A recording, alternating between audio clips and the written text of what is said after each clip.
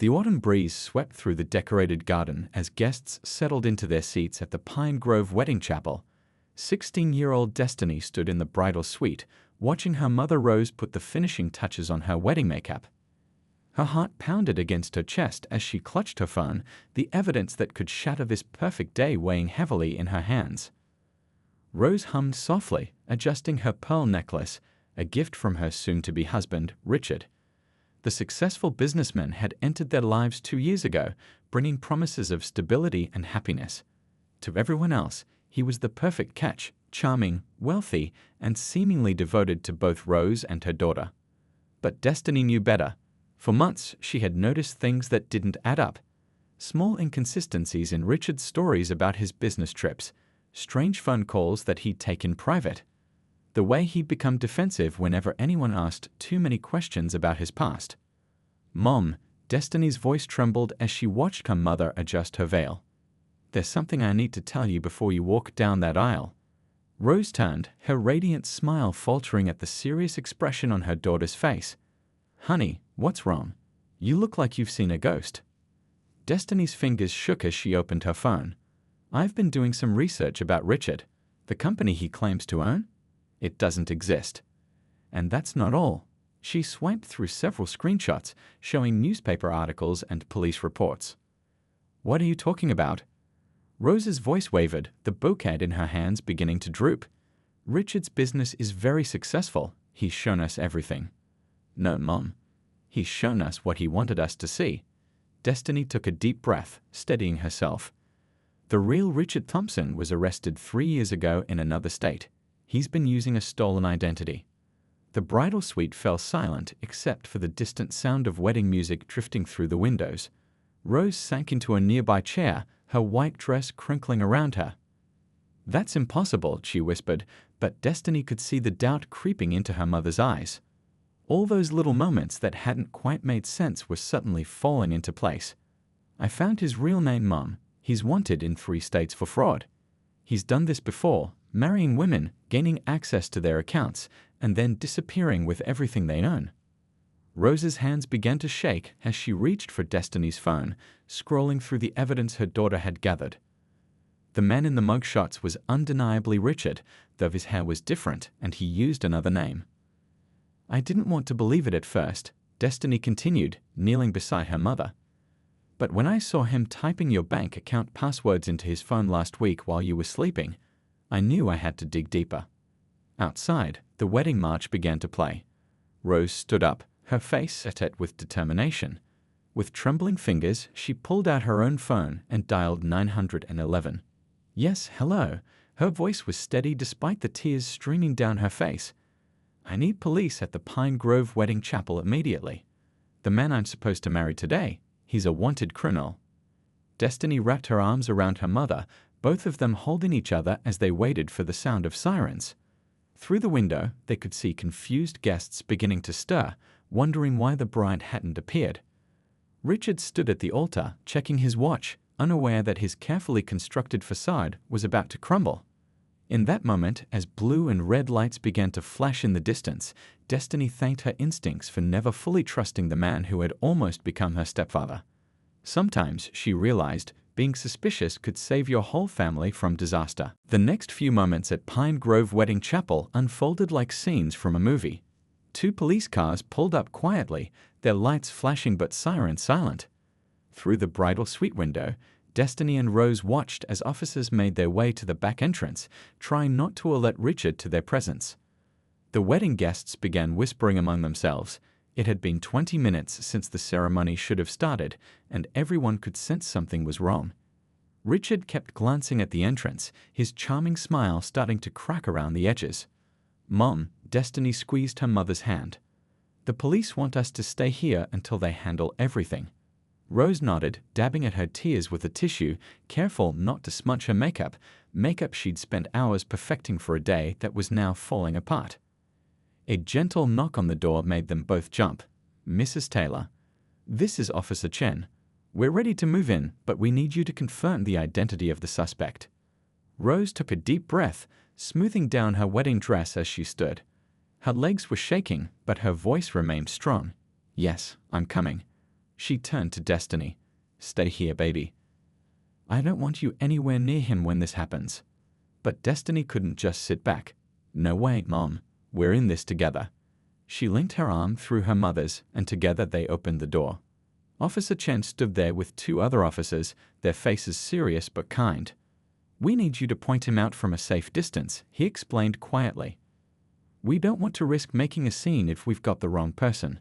They moved silently through the back hallway of the chapel, reaching a side door that overlooked the altar.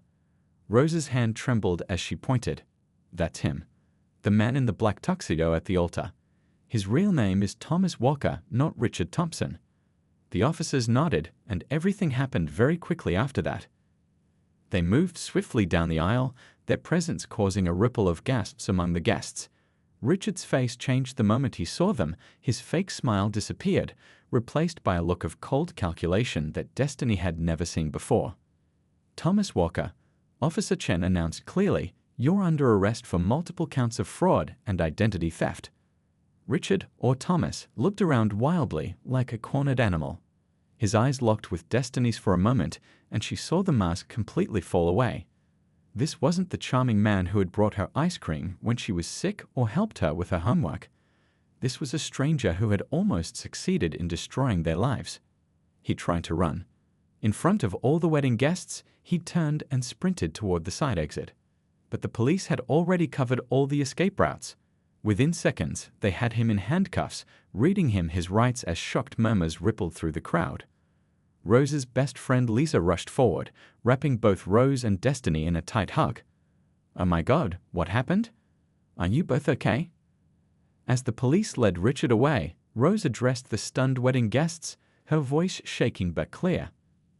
"I'm so sorry everyone came here today for this, but thanks to my daughter's bravery and quick thinking, she saved us from making a terrible mistake." The guests gathered around them, offering support and comfort. Destiny's phone started buzzing with text messages from relatives asking if they were okay. Through it all, she stayed close to her mother, watching as the police car carrying Richard drove away. Later that evening, as they sat in their living room still wearing their wedding clothes, Rose turned to her daughter. "I can't believe I almost married him. How did I not see it?" "He was really good at lying, Mom," Destiny replied softly. "But what matters is that we stopped him before it was too late. And you taught me to always trust my instincts, remember?" Rose pulled her daughter close, tears falling on the wedding dress she would never wear again. "I'm so proud of you, baby, so proud. You saved not just me, but probably other women he would have targeted next." As they held each other, Destiny realized that sometimes the bravest thing you can do is speak up, even when it means breaking someone's heart to protect them from something worse. The days following the wedding that wasn't were a blur of police interviews and uncomfortable conversations. Destiny sat in the local police station with her mother, watching as Detective Rivera spread photographs across the table. Each photo showed Richard, or Thomas Walker, with different women, all of them smiling, all of them unaware they were being deceived. "You've helped us crack open a case we've been working on for years," Detective Rivera explained, her eyes kind as she looked at Rose and Destiny. "Mr. Walker has been operating this scheme across multiple states. We've identified at least 7 other victims." Rose gripped Destiny's hand tighter. 7 women, she whispered, her voice trembling. "How did he get away with it for so long?" "He was careful," the detective replied, shuffling through some papers. "He always moved between states, changed his appearance slightly, and picked victims who were successful but somewhat isolated. Single mothers, career women, recent widows, people less likely to have someone questioning their relationships."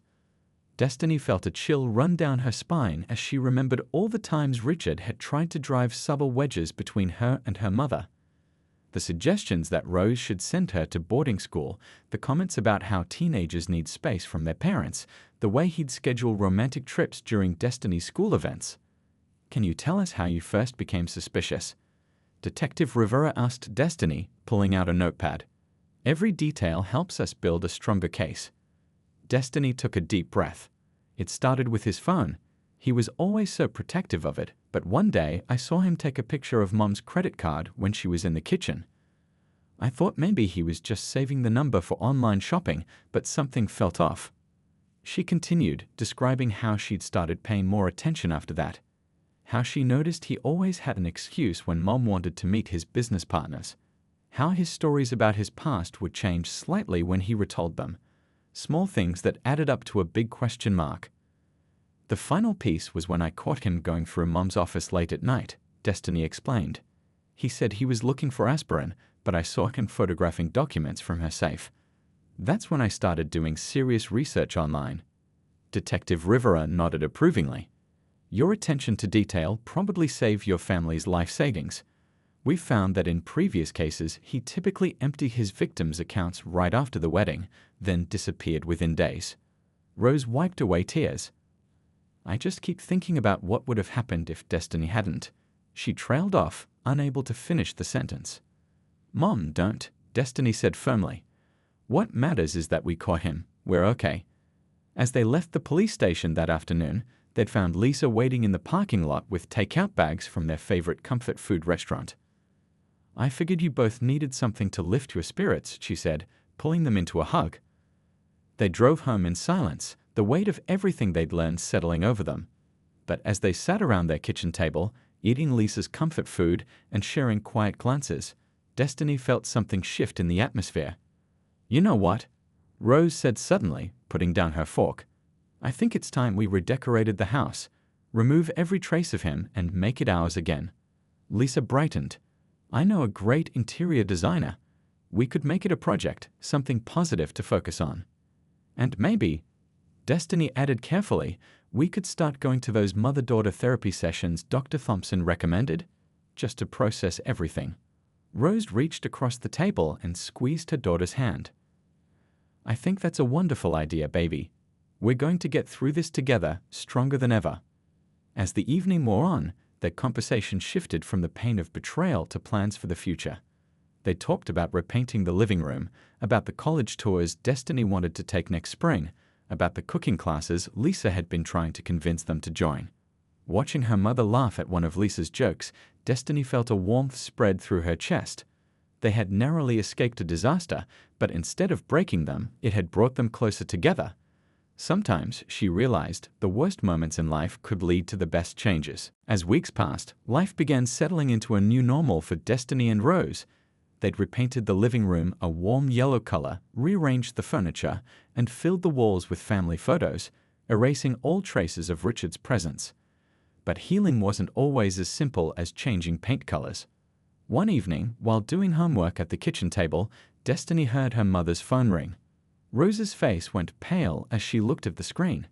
It's Richard's, Thomas's, previous victim, she said softly. The detective asked if I'd be willing to talk to her. Destiny watched as her mother stepped onto the back porch, phone pressed to her ear. Through the window, she could see Rose's expressions change, from anxiety to sadness to something that looked like determination. The call lasted nearly an hour. When Rose finally came back inside, her eyes were red but clear. Her name is Patricia, she said, sitting beside Destiny. She lost everything to him 3 years ago, her savings, her house, even her business. She's still rebuilding her life. That must have been hard to hear, Destiny said, pushing aside her textbook. Rose nodded.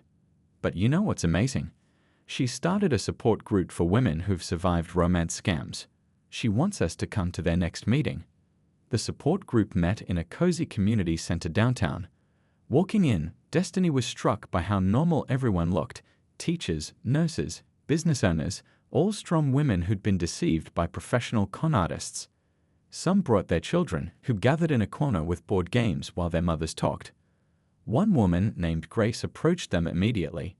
You must be Rose and Destiny, she said warmly. Patricia told us about you. You're the ones who caught him before the wedding, right? As they settled into chairs, other women gathered around, eager to hear their story. Destiny noticed how each woman sat up straighter, smiled a little brighter when she described the moment Richard was arrested. You did what many of us wished we had done, one woman said quietly. You trusted your instincts and spoke up. During a break, Destiny joined the other teenagers whose mothers were in the group. A girl named Kimberly, whose mother had lost their college savings to a scammer, shared her story. Mom was so embarrassed at first, Kimberly explained. She didn't want to tell anyone, not even me. But being here, hearing other stories, it helped her realize it wasn't her fault. These guys are professionals at manipulation. Back at home that night, Rose seemed lighter somehow. You know what Patricia suggested? She said as they made dinner together. She thinks we should share our story more widely, help other women recognize the warning signs. Like a blog with something? Destiny asked, chopping vegetables. Maybe. Or we could work with that detective to do community workshops. There are so many people out there who could be saved from going through this if they just knew what to look for. As they talked about possibilities, Destiny felt a surge of pride. Her mother wasn't hiding in shame or letting this experience break her. She was looking for ways to turn it into something positive. Later that night, Rose found Destiny in her room, making a list of red flags they'd noticed in Richard's behavior. "What's this for?" she asked. "I thought maybe we could share it at the next support group meeting," Destiny explained. "You know, help other people's kids know what to watch out for." Rose sat on the bed, reading through the list. "You're amazing, you know that?" she said softly. "Most teenagers would be so angry about all this, but here you are, thinking about how to help others." "I learned from the best," Destiny smiled, bumping shoulders with her mom. "Besides, being angry doesn't fix anything. This feels more useful." As they sat together, adding to the list and sharing memories they'd rather forget, Destiny realized something important. Sometimes the worst experiences could lead to unexpected purposes. Their story wasn't just about avoiding disaster anymore, it was about helping others avoid the same pain. The sound of laughter drifted up from the living room, where Lisa was arriving with pizza for their weekly movie night. Life was moving forward, different but somehow stronger than before. The courthouse stood tall and imposing on a crisp morning 3 months after the failed wedding. Destiny sat beside her mother in the witness waiting room, both dressed in their most professional outfits. Today was Richard's, Thomas Walker's, preliminary hearing, and they were scheduled to testify. "You okay, baby?" Rose asked, noticing how Destiny kept smoothing her skirt nervously. "You don't have to do this if you're not ready." "I'm ready," Destiny replied, though her stomach was doing flips. "I just didn't expect so many other people to be here." The waiting room was filled with women they recognized from the support group, plus others they'd never met, all victims of Thomas Walker's schemes. Some had traveled from different states to testify. Detective Rivera moved between them, offering reassurance and reviewing their statements. A young woman about Rose's age approached them, wringing her hands. "I heard you're the ones who finally caught him," she said softly. "I'm Beth. He took everything from me 2 years ago. My daughter's college fund, my retirement savings." Rose stood and hugged her without hesitation. Over the past months, they'd learned that sometimes words weren't enough. Sometimes people just needed to know they weren't alone. The courthouse assistant called them in one by one. Destiny watched as woman after woman entered the courtroom, each returning with tears in their eyes but holding their heads high. When it was finally her turn, she squeezed her mother's hand and walked through the heavy wooden doors. The courtroom was smaller than she'd expected, but seeing Thomas Walker sitting there in his orange jumpsuit made it feel suffocating. He looked different now, thinner, his carefully styled hair grown out, the charming smile replaced by a cold stare. "Please state your name for the record," the judge said kindly. Destiny took a deep breath and began telling her story. She described the red flags she'd noticed, the late-night snooping she'd witnessed, the research she'd done. Her voice grew stronger as she spoke about the wedding day and her decision to speak up. "And why did you choose that particular moment to reveal what you'd discovered?" the prosecutor asked. "Because I knew once they were married, he'd have legal access to everything," Destiny explained. "I couldn't let him hurt my mom like he'd hurt all these other families." When she returned to the waiting room, Rose pulled her into a tight hug. "You did so good, baby, so good." Later that afternoon, after Rose had given her own testimony, they sat in their favorite coffee shop with Lisa and some women from the support group. The preliminary hearing was over, and the judge had found enough evidence to move forward with the trial. "I can't believe how many victims there were," Lisa said, stirring her coffee. 12 women in total. 13, Beth corrected quietly. "They found another one yesterday." She was too ashamed to come forward at first. Rose reached across the table and squeezed Beth's hand. There's no shame in being deceived by a professional con artist. The shame belongs to him, not us. The conversation shifted to their plans for the future. Several women, inspired by Patricia's support group, had started organizing awareness workshops in their own communities. Beth was working with a financial advisor to rebuild her savings. Rose had enrolled in a self-defense class and was helping Destiny research colleges. "You know what's funny?" Destiny said as they drove home that evening. "If this hadn't happened, I probably wouldn't have figured out what I want to study in college." "Oh?" Rose glanced at her curiously. "You've decided?" "Criminal psychology," Destiny smiled. "I want to understand how people like Thomas think. Maybe help prevent others from being hurt." Rose's eyes welled up with tears, but her smile was proud. "You're going to help a lot of people, baby. You already have." At home, they found a package on their doorstep.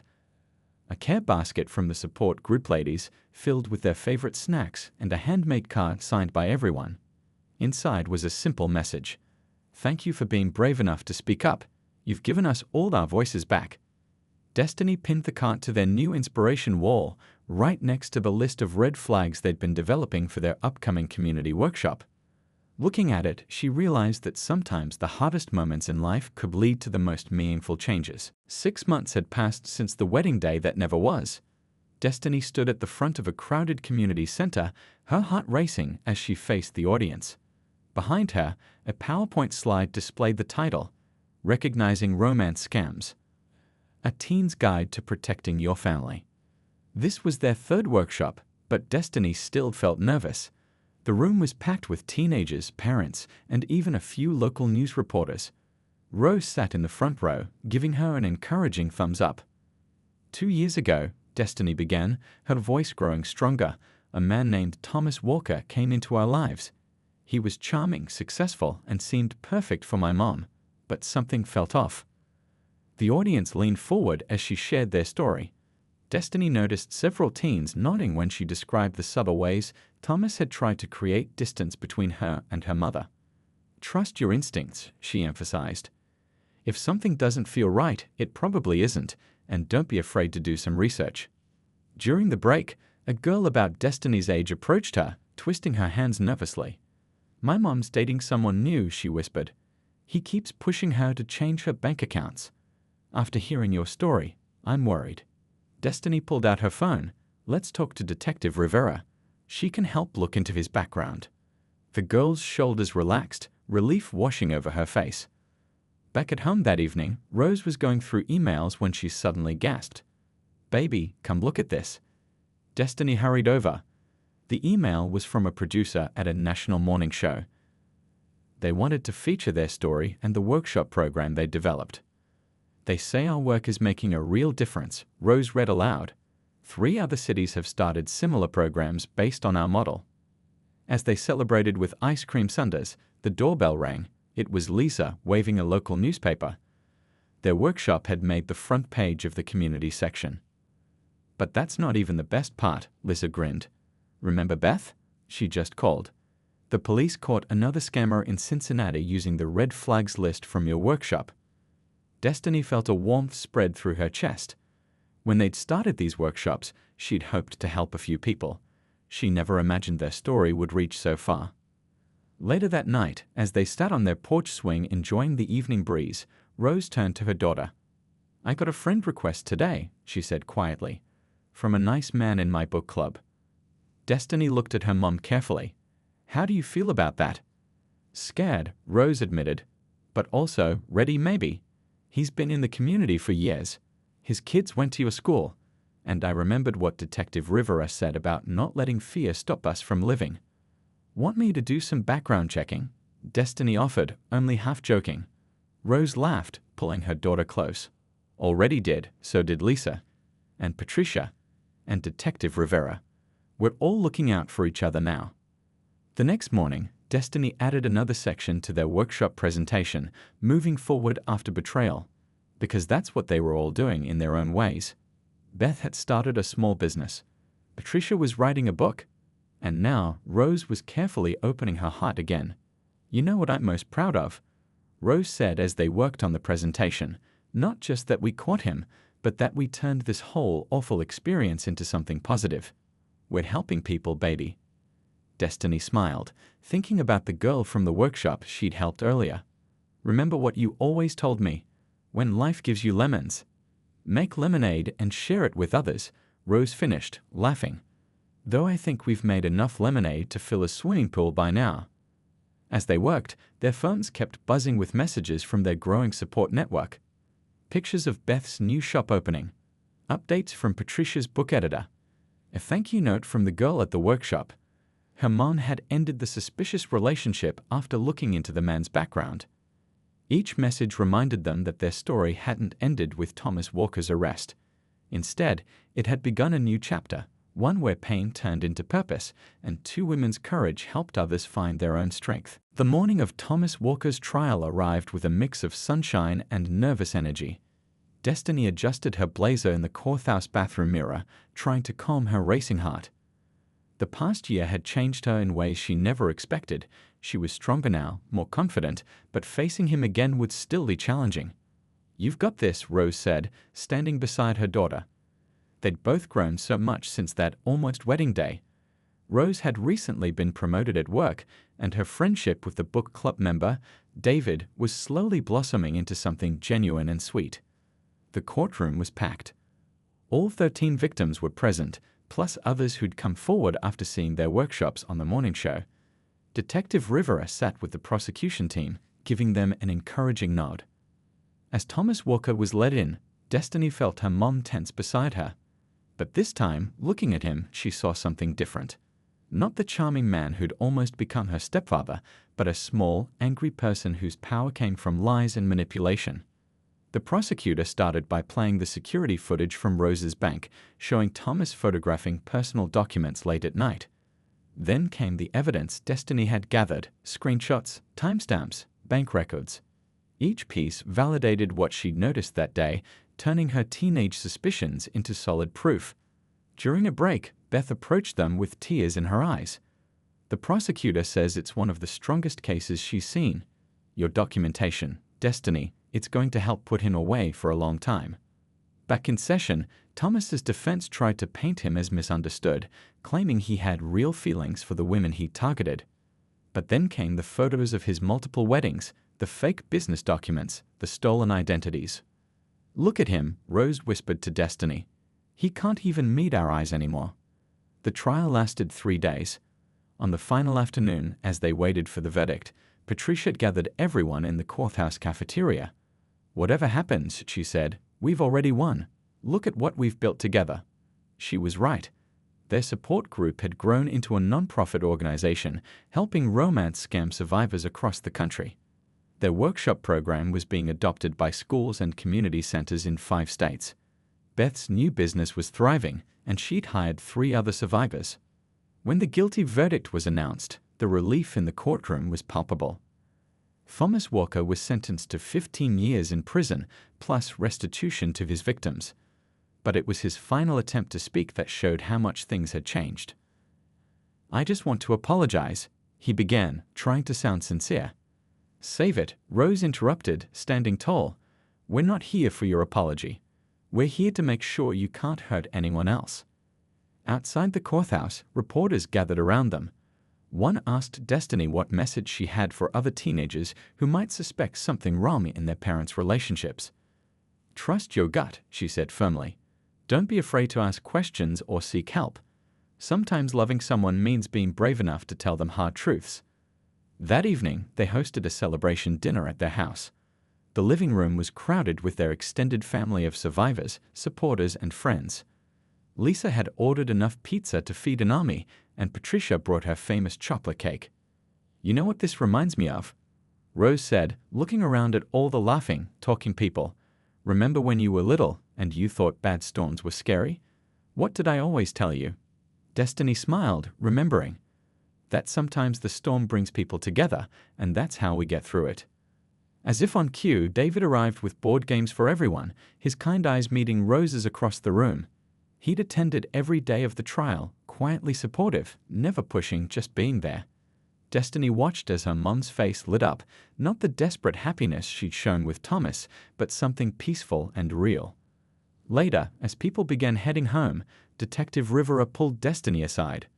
"The FBI wants to use your workshop materials for their training program," she said. "You've started something important here."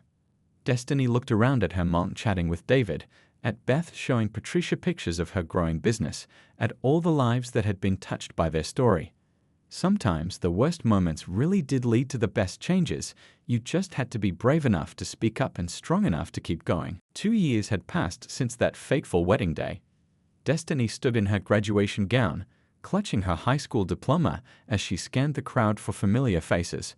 Her mom sat in the front row, beaming with pride, David beside her with an encouraging smile. Behind them were faces that had become family: Lisa, Patricia, Beth, and Detective Rivera, all cheering as Destiny's name was called. "Distinguished Service Award," the principal announced, "goes to Destiny Taylor for her extraordinary work in community awareness and crime prevention." As she accepted the award, Destiny thought about how far they'd come. Their workshop program had grown into a full curriculum, now taught in schools across the country. The nonprofit organization they'd started with Patricia had helped hundreds of romance scam survivors rebuild their lives. After the ceremony, they gathered at their house for a celebration. The backyard was decorated with twinkle lights, and Lisa had outdone herself with the food spread. Beth's teenage daughter was showing everyone pictures of their recent mother-daughter trip, something she'd been able to afford thanks to the restitution funds finally coming through from Thomas Walker's case. "Have you told them your big news?" Rose asked, nudging Destiny gently. Destiny grinned, pulling out an envelope from her graduation gown. "I got accepted into the FBI's summer internship program. They want me to help develop youth outreach strategies for their cybercrimes division." The news was met with excited squeals and hugs. Detective Rivera wiped away tears, remembering the nervous teenager who'd first walked into her office 2 years ago. "But that's not all," Destiny continued. "Mom, show them your news too." Rose blushed, holding up her hand to reveal a simple engagement ring. David stood beside her, his face glowing with happiness. This time, everything was different. They'd dated slowly, openly, with both families involved. David's background had been thoroughly checked, multiple times to his amusement, and every step of their relationship had been built on trust and transparency. "We're thinking a small ceremony," Rose explained. "Just family and close friends. And Destiny's going to be my maid of honor. As long as she promises not to stop this wedding," David joked, making everyone laugh. Later that evening, as the party wound down, Destiny found herself sitting on the porch swing with Patricia. They watched as Rose and David helped clean up, their easy companionship a stark contrast to the forced charm of Thomas Walker. "You know," Patricia said softly, "when I first lost everything to Thomas, I thought my life was over. I never imagined that something good could come from such pain." Destiny nodded, understanding completely. Their support group had just opened its 20th chapter, and Patricia's book about surviving romance scams was being translated into 3 languages.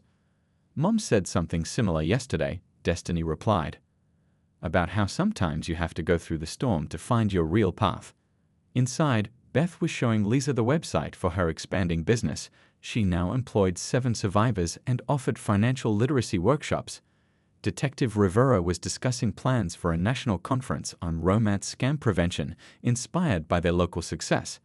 Rose joined them on the porch, wrapping an arm around her daughter. "I've been thinking about what you said in your graduation speech," she said, "about how speaking up isn't just about stopping something bad, it's about making room for something good." Destiny looked at her mom, seeing the peace and confidence that had replaced the old uncertainty. "Like making room for real love instead of fake charm." "Exactly," Rose smiled, watching David chat with their friends. "And making room for real family instead of forced connections." As the evening stars appeared, Destiny thought about her upcoming FBI internship and college plans.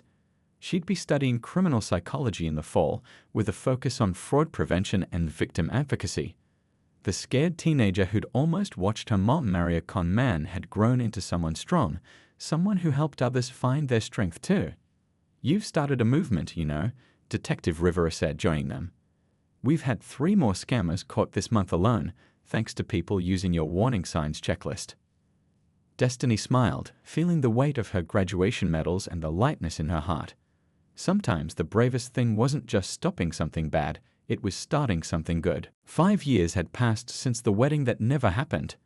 The community center buzzed with excitement as Destiny adjusted the microphone, looking out at the packed audience. This was that annual Survivor celebration event, but this year was special. She was home from college for the summer, ready to share some big news. When I first stood up to speak at my mom's wedding, she began, I was terrified. I didn't know if I was doing the right thing. I just knew I had to protect my family. In the front row, Rose sat holding David's hand, her wedding ring catching the light. They'd been married for 3 years now, in a beautiful backyard ceremony where Destiny had indeed served as maid of honor, and this time there was nothing to stop. Today, I'm proud to announce that our prevention program has gone international, Destiny continued. Last month, we opened our first overseas chapter in London, and next week, we're launching in Sydney. The room erupted in applause. Beth, now running a successful chain of women's financial empowerment centers, wiped away happy tears. Patricia, whose book had become a bestseller, beamed proudly. Detective Rivera, recently promoted to captain, nodded in satisfaction. But that's not all, Destiny smiled. The FBI has approved our new Youth Protection Initiative. Starting this fall, our curriculum will be part of every high school's digital safety program across the country. As she spoke, she noticed a new face in the crowd, a teenage girl who reminded her so much of herself 5 years ago. The girl had come with her mother, who they'd helped escape a similar scam just months earlier. After the presentation, the girl approached Destiny. I was so scared to tell my mom what I'd discovered, she admitted. But then I read your story online, and it gave me courage.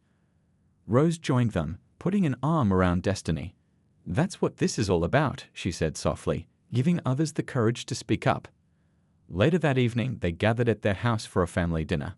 Lisa had brought her famous lasagna, and David had baked his specialty chocolate cake. The dining room was filled with laughter and conversation about future plans. Remember when we thought our lives were ruined? Beth asked, helping herself to more salad. Look at us now. Indeed, looking around the table, Destiny saw nothing but success stories. Rose had been promoted to regional manager at her company. Patricia's support group network had helped thousands of women rebuild their lives. Even little things had changed. They all used special security apps now, developed through their nonprofit to help protect against scammers. Oh, tell them your other news, Rose urged Destiny, practically bouncing in her seat. Destiny grinned. I've been offered a position with the FBI's cybercrime unit after graduation. They want me to head up their new romance scam task force. The table erupted in cheers and congratulations. Detective Rivera raised her glass in a toast. From a brave teenager to a future FBI agent, who would have thought that stopping a wedding would lead to all this? As the evening wound down, Destiny found herself on the familiar porch swing with her mom. David was inside, teaching Beth's daughter some basketball moves in the driveway. You know what I realized? Rose said, watching her husband with a soft smile. That day you spoke up wasn't just about stopping something bad. It was about making room for all these good things to happen. Destiny nodded, thinking about all the lives they'd touched, all the families they'd helped protect. The scared 16-year-old who'd clutched her phone that wedding day could never have imagined where this path would lead. We turned our storm into shelter for others, she said, remembering their old saying about storms bringing people together. Inside, their extended family of survivors and supporters continued chatting and laughing. Tomorrow, they would go back to their work, running support groups, teaching workshops, building safer communities. But tonight, they celebrated how far they'd come. As the stars appeared overhead, Destiny thought about the new chapters yet to come, her FBI career, the international expansion of their program, the countless lives they'd continue to touch. Sometimes the hardest moment of your life becomes the doorway to your greatest purpose.